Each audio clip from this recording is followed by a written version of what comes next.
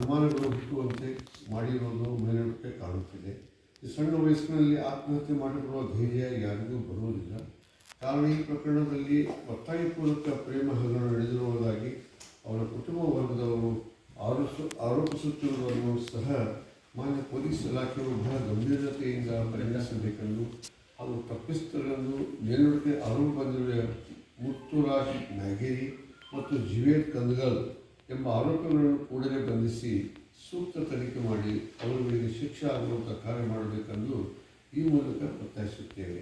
ಹಾಗೂ ಮೃತರ ಕುಟುಂಬಕ್ಕೆ ನ್ಯಾಯ ದೊರಕಿಸುವ ಜೊತೆಗೆ ಸೂಕ್ತ ಬಂದೋಬಸ್ತನ್ನು ಕಲ್ಪಿಸಿಕೊಡಬೇಕೆಂದು ಈ ಮೂಲಕ ಒತ್ತಾಯಪೂರ್ವಕ ಮನವಿ ಮಾಡುತ್ತದೆ.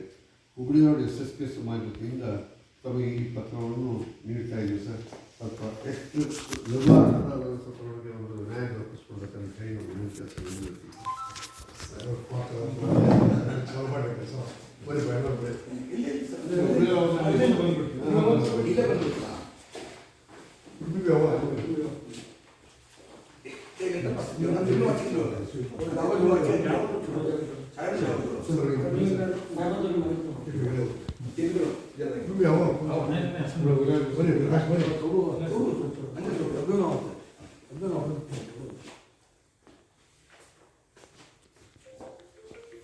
ಗದಗ ಜಿಲ್ಲೆ ಗಜೇಂದ್ರಗಡ ವ್ಯಾಪ್ತಿಯಲ್ಲಿ ಪ್ರಾಪ್ತ ವಯಸ್ಸಿನ ಕುಮಾರಿ ಖುಷಿ ಇವರು ಅನುಮಾನಾಸ್ಪದ ರೀತಿಯಲ್ಲಿ ಆತ್ಮಹತ್ಯೆ ಮಾಡಿಕೊಂಡಿರುತ್ತಾರೆ. ಇದಕ್ಕೆ